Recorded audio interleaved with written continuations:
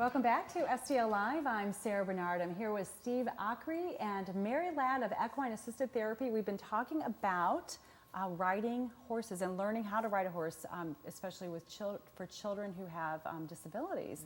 And you all, you're a trainer, Mary, and Steve, you're a board member. Yes. And Steve, what is your background? What drew you to getting involved in this organization at a board on the board level or becoming involved? It was really a mutual friend, and it's somewhat of the story of, Steve, you really need to meet these people. They might need a little help with their accounting work and their tax work. Okay. We so have a daughter that bringing rides. the business in. And I went out and I saw the program, and it just took one time to see it, and I could see the compelling program that they had, watching the children, watching the horses, and that's how I got started. What did you know? What was it about the children and their experience? Do you recall? I could see children that could not sit up straight in a saddle. I could see the volunteers and the action that both the instructor, we have sidewalkers on both sides of the horse, the interaction really of participant, the volunteers, and the horse also. And to see that unity of a goal was pretty impressive to see it happen. Yeah, and you've stuck with it. I've stuck with it. Well, still doing the taxes? Still do all of that. It's changed a little bit over the years. I tell people we used to meet at the picnic table out at the first place we had, and we had a long meeting. We'd ride one time around the arena, and the meeting was over. And it's grown a little bit. Meetings. Yeah, it's a little bit longer than that That's nowadays. great. But, And do you love riding horses yourself? I've done quite a bit of riding, and I do enjoy the horses. Very yes. good. So Mary, as a trainer of the horses and the children, I would imagine. So you put these children from age 2 to roughly Adults, 20, yes. and older. You put them on a horse. Their parents are right there. What is it like for these parents? It's got to be. It's incredible. Frightful. Each story is different.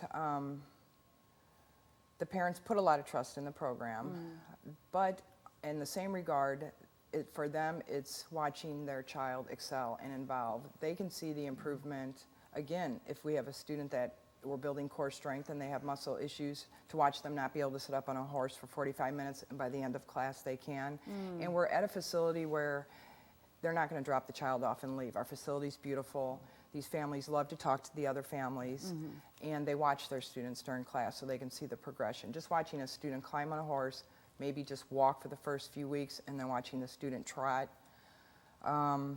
The fear alone, watching them not afraid. And what's neat is the stories that the parents tell us that the children tell them after class. I'm sure the kids are going home and communicating in whatever way they communicate all about their experience. Yes. In addition to riding a horse, there's a lot that goes along with learning how to groom a horse and walk around a horse and take care of a horse. Is that something that... Yes, actually, that's a fabulous question, because that is something we have just recently implemented into the program for the students to learn to lead their horse around. Then they take them over and they learn to brush them, groom them, and tack them themselves.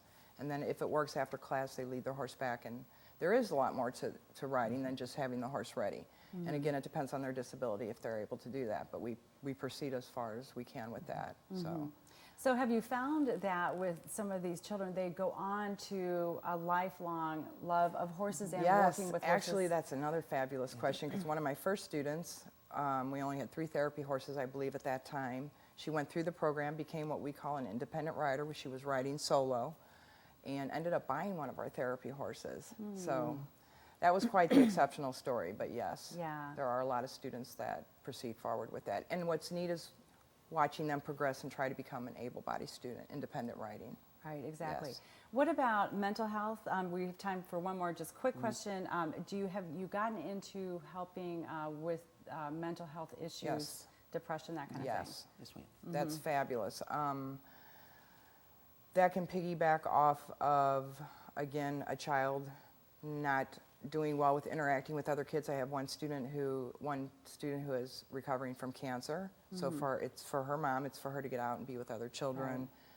So just lots of reasons and ways to get Right, out. it's not necessarily a lots of physical disability. Lots of clients, right, absolutely. Thank you both so much, Steve. Thank you, Sarah. And Mary, both of you for joining us. And volunteers, I'm sure, are always welcome.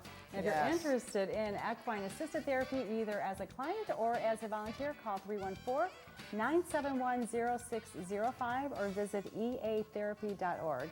There's more STL Live after this. Stay with us.